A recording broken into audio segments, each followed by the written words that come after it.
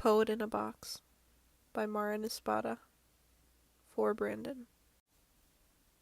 We have a problem with Brandon, the assistant warden said.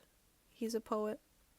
At the juvenile detention center, demonic poetry fired Brandon's fist into the forehead of another inmate. Metaphor. That cackling spirit drove him to flip another boy's cafeteria tray onto the floor. The staccato chorus rhyming in his head told him to spit and curse at enemies bigger by 100 pounds. The gnawing in his rib cage was craving for discipline. Repeatedly, 2 guards shuffled him to the cell called the box. Solitary confinement. Masonry of silence fingered by hallucinating drifters. Rebels awaiting execution. Monks in prayer. Then we figured it out, the assistant warden said.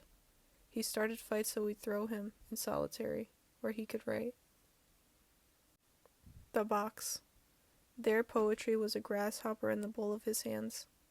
Pencil chiseling the letters across his notebook, like the script of a pharaoh's deeds on pyramid walls.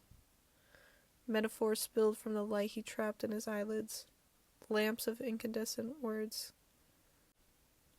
Rhyme harmonized through the voices of great-grandmothers and sharecropper bluesmen, whenever sleep began to whistle in his breath, so the cold was a blanket to him. We fixed Brandon, the assistant warden said. We stopped punishing him. He knows that every violation means he stays here longer.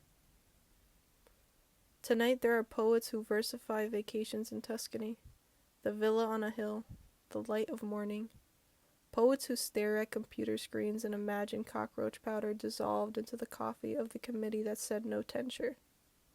Poets who drain whiskey bottles and urinate on the shoes of their disciples. Poets who cannot sleep as they contemplate the extinction of the iambic pentameter. Poets who watch the sky waiting for a poem to plunge in a white streak through blackness. Brandon dreams of punishment. Stealing the keys from a sleepy jailer to lock himself into the box, where he can hear the scratching of his pencil like fingernails on dungeon stone.